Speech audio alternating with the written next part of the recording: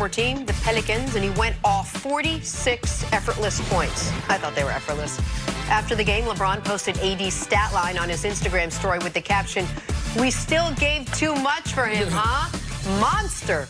Bro, you different. What, Nick? Well, no, that's a great caption because that was the narrative by allegedly intelligent basketball people is, oh, you can't trade away the young core in those picks.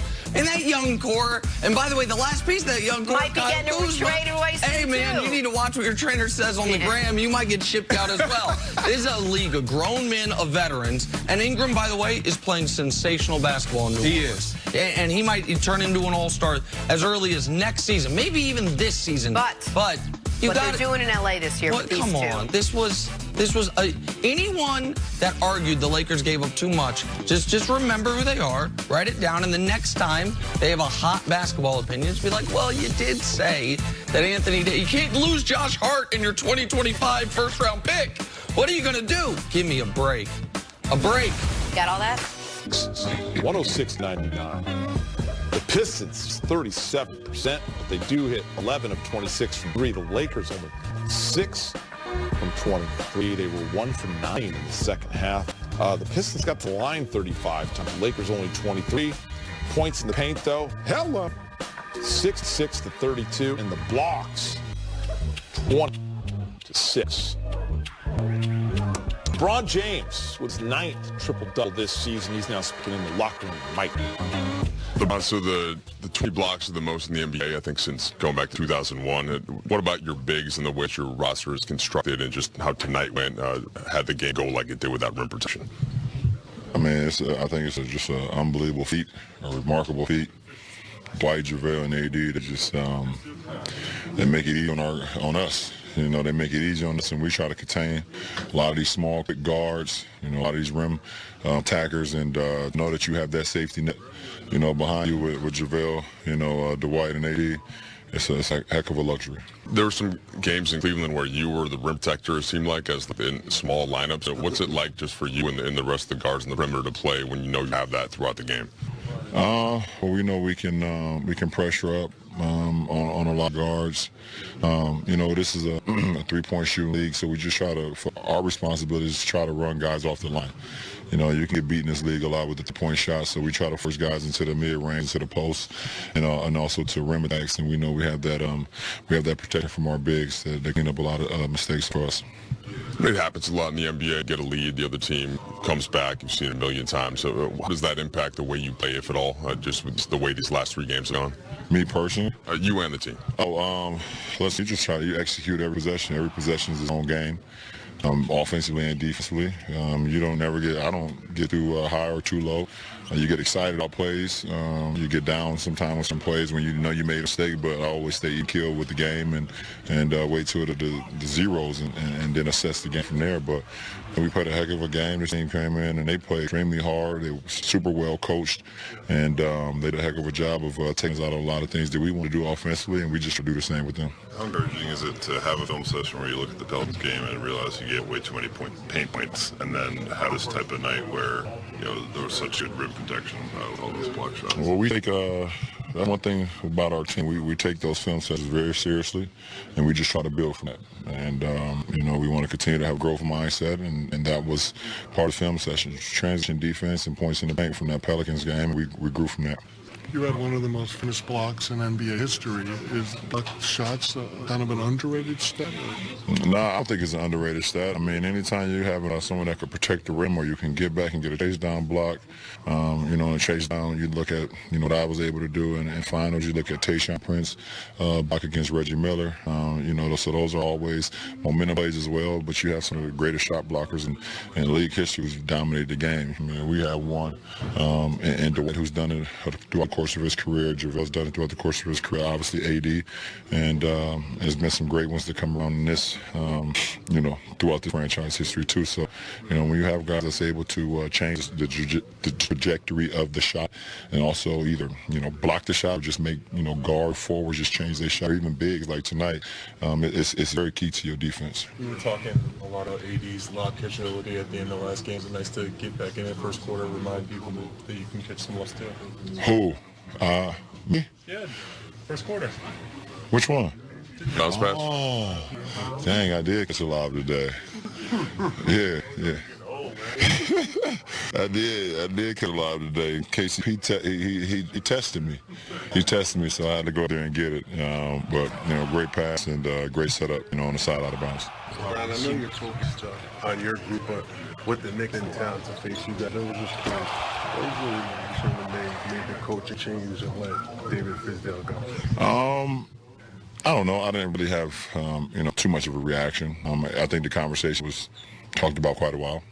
But I know, Coach Fizz is a great coach, a great communicator. He just motivates his players. But I haven't had an opportunity to talk to him since it happened. I wish him the best, and that's all that matters. LeBron, when this team came together in the summer, is this the kind of rim protection you imagined, and why do you think it's important to the front office to have such an incredible amount of rim protection with this group? Well, we knew the length that we had for sure when we acquired ED, and we knew when we was able to re-sign Joel, we knew right then and there that we was going to have a lot of length at the rim, and we was going to affect a lot of shots. And then we was able to acquire Wright. It just added even more. So, we knew that we can do some things defensively that certain teams can't do because of the protection that we had, and we're just trying to take advantage of it. LeBron picks up his 9th triple-double of the season, and the Lakers pick up the Western Conference leading 20. Young, what's we 22 years old? Yeah, you gotta learn, man. But let's talk about the quarterback across from him, and Deshaun Watson, and how superb. How impressed were you with what he did yesterday? It's funny because I'm not impressed. I mean, I know what kind of player he is. I've been watching him ever since he was at Clemson, but his mentality is really what impresses me. The fact that no matter what happens in the beginning of the game, because it was a slow first half. Yeah, he for wasn't him spectacular. Yeah. And then he comes back in the fourth quarter, and that mindset where he is just on that level, and you can see he's ready to perform. He's ready to be at his best. And you can see his teammates realizing that. And I played with a quarterback in Eli Manning, who no matter what happens in the first couple of quarters, if it comes down to the fourth quarter and we have a chance to win, he's 100% on board. And that's what I think when I see Deshaun Watson. Man, this is a guy that, he's one of the best quarterbacks I've seen in a long time, young quarterbacks, and I'm excited to watch him play. And the only reason why I wanted the Houston Texans to win this game is because I wanted to see him play again next week. And that's how I judge quarterbacks. Do I want to see him play? Would I pay to see him play? Right. Absolutely. Oh. For me, listening to you and then watching Deshaun Watson, I go all the way back to when Dabo Swinney said, "This is the closest thing to Michael Jordan that I've ever seen." And when you watch Deshaun Watson play, now he's not Michael Jordan, but his mentality, which is what you're mentioning, it's like he never falters. He never wavers. He's one of those guys that he can be down, but he's such a playmaker and he's such a player, and he's so mobile and he's so accurate outside the pocket, he can make you pay. It brings me to this point. The NFL has moved on from that pocket passing quarterback.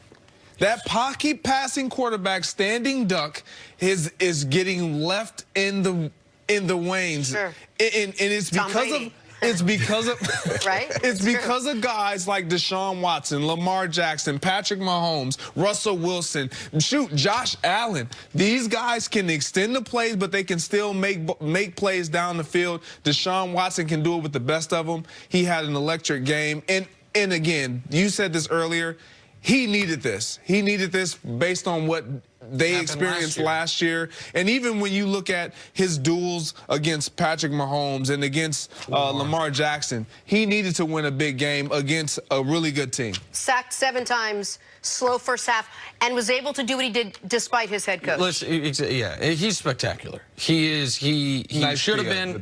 Well, and we'll talk about that in a second. No one's better at the tee-up. He should have been the #1 pick of the draft the year he came out. Absolutely. And he was not even discussed as the #1 pick. Now, in revisionist history, we'll say Patrick Mahomes should have been the #1 pick. Patrick Mahomes is one of my favorite athletes ever. Who plays for my favorite team.